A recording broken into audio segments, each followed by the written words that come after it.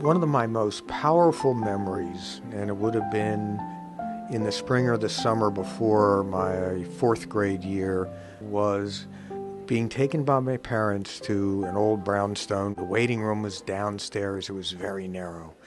And realizing that I'd been here before.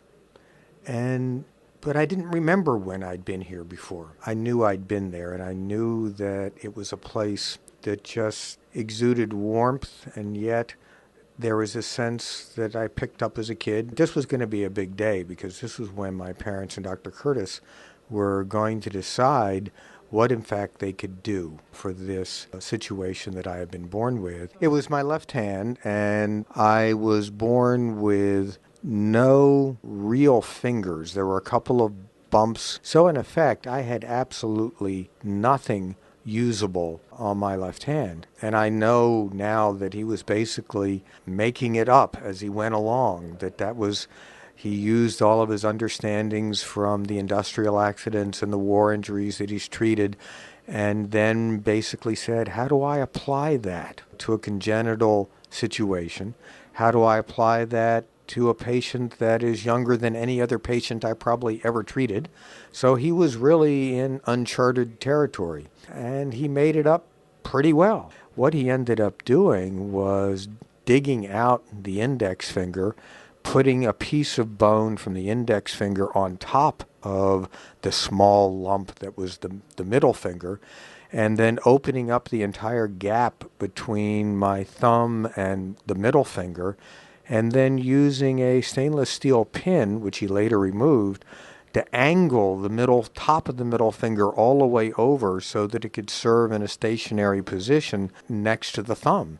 The only thing that moves now is the thumb, but it's got something that it can hold against. And while it's less than an inch long, but it's tiny, but it's amazing the number of things one can do with just something that moves and can hold things at the other end.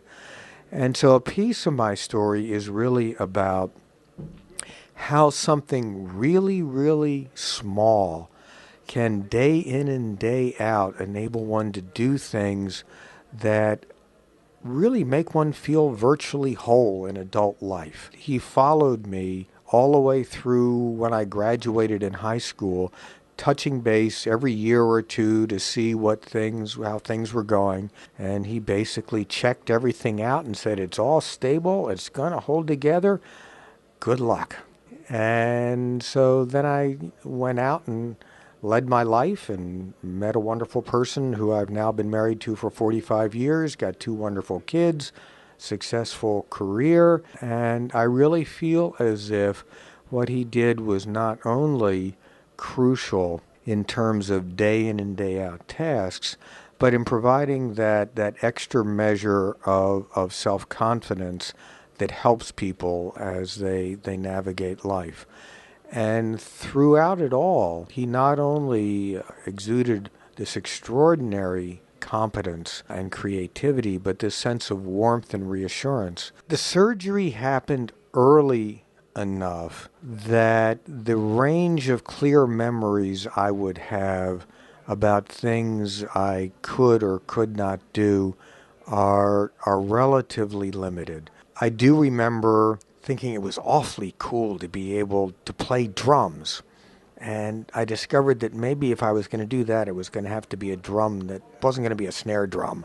It was going to be a bass drum or something that you could only have to hit on one side. Mostly what I remember is beginning to be able to do things as opposed to having memories of what I was unable to do. And in this, I would suggest, particularly for parents of young kids, as traumatic as all of this is, they won't have the same sense of loss when an adult, someone who started out with 10 fingers and has an injury, loses.